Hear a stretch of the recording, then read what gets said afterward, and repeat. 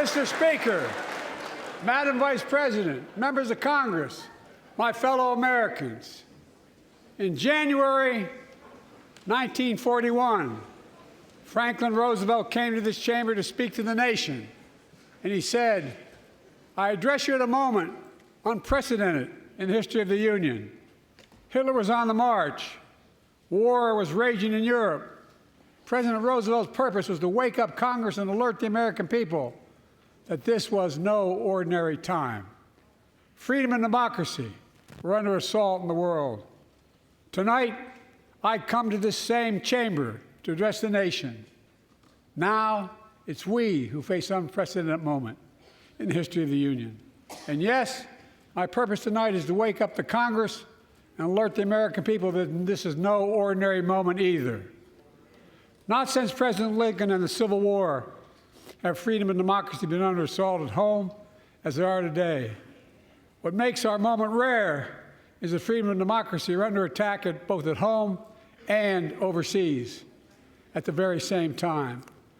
Overseas, Putin of Russia is on the march, invading Ukraine and sowing chaos throughout Europe and beyond. If anybody in this room thinks Putin will stop at Ukraine, I assure you he will not.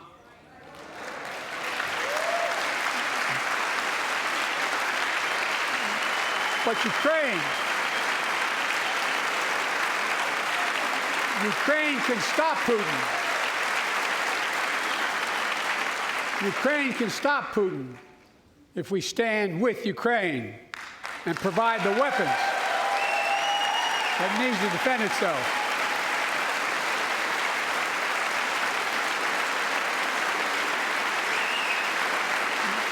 That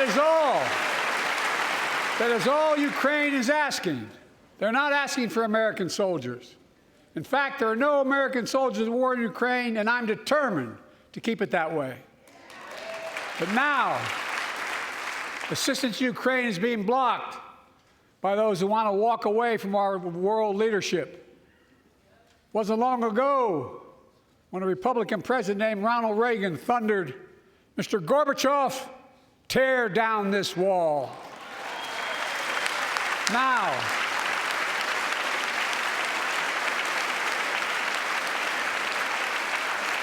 Now, my predecessor, a former Republican president, tells Putin, quote, "Do whatever the hell you want."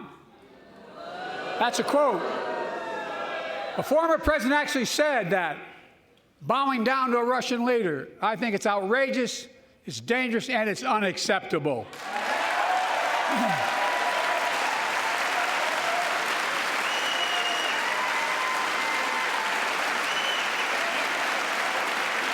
America is a founding member of NATO, the military alliance of democratic nations created after World War II to prevent war and keep the peace. And today, we've made NATO stronger than ever. We welcomed Finland to the alliance last year. And just this morning, Sweden officially joined, and their minister is here tonight. I'm going to stand up. Welcome. Welcome, welcome, welcome.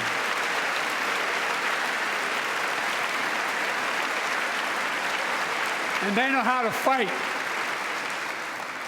Mr. Prime Minister, welcome to NATO, the strongest military alliance the world has ever seen.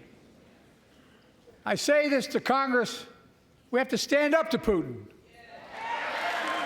Send me a bipartisan national security bill. History is literally watching. History is watching.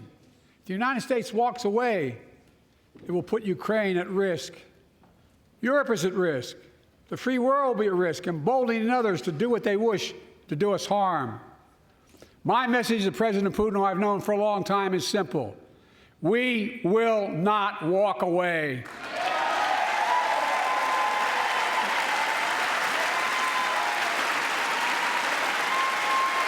We will not bow down.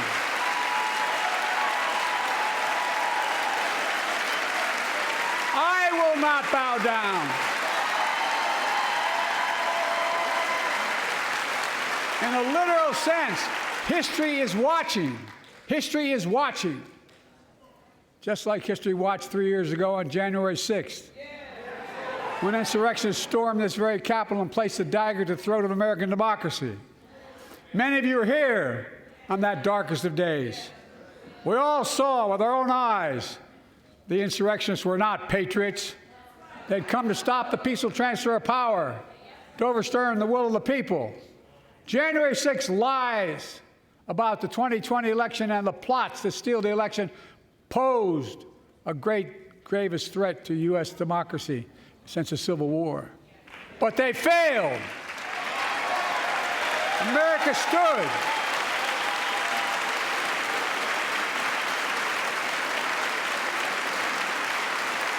America stood strong, and democracy prevailed. We must be honest. The threat to democracy must be defended.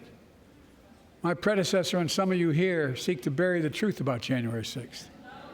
I will not do that. This is the moment to speak the truth and to bury the lies. Here's the simple truth. You can't love your country only when you win.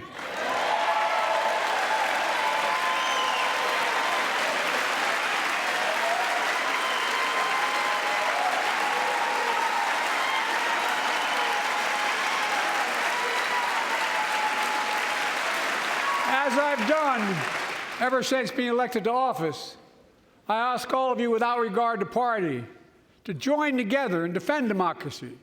Remember your oath of office to defend against all threats, foreign and domestic. Respect free and fair elections, restore trust in our institutions, and make clear political violence has absolutely no place in America, zero place.